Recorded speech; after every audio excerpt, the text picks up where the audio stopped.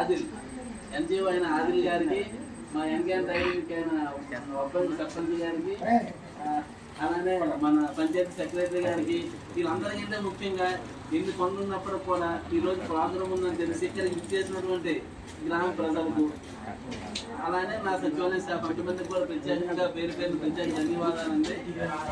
అయితే ఈరోజు సార్ చెప్పారు, మన ఆదిల్ గారు చెప్పారు, ఆది కర్మ యోగి అంటే ఏంటనేది. ఆది అంటే మూలం, కర్మ అంటే ఏ ప్రతిఫలం ఆశించకుండా ప్రజల కోసం సర్వీస్ చేయాలనే భావంతో, సేవ చేయాలనే సంకల్పంతో ఈ ప్రోగ్రాన్ని ప్రవేశపెట్టడం జరిగింది. అయితే మనకు ఓవరాల్ గా చూసుకుంటే దేశం మొత్తం మీద చూసుకుంటే 29 రాష్ట్రాలు ఉన్నాయి. 29 రాష్ట్రాల్లో 4 రాష్ట్రాలే సెలెక్ట్ చేశారు. ఈ 4 రాష్ట్రాల్లో కూడా అందరూ మన ఆంధ్రప్రదేశ్ ఉండడం కనిపించదగ్గ విషయం. ఈ ఆంధ్రప్రదేశ్ లో కూడా ఉన్న 23 జిల్లాల్లో కేవలం సెలెక్ట్ చేసిన 12 జిల్లాలు మాత్రమే. ఈ 12 జిల్లాలు, ఆ 12 జిల్లాలకు వచ్చేసరికి మనం పార్పురం మన్యం ఉండడం ఏమంటే ఒక మహాభాగ్యంగా ఫీల్ అవుతున్నాం మనం.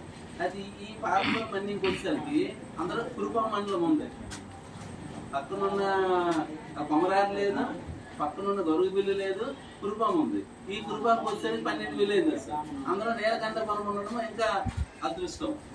మెయిన్ ఏంటంటే మనకి చాలా రకాల డెవలప్మెంట్ మనం చూస్తాం. పంచాయతీలో ఫండ్స్ ఉంటాయి, అది రోడ్ వేయొచ్చు, వాటర్ ట్యాంక్ పెట్టవచ్చు, ఇవన్నీ కూడా మన పంచాయతీ నుంచి చేస్తుంది.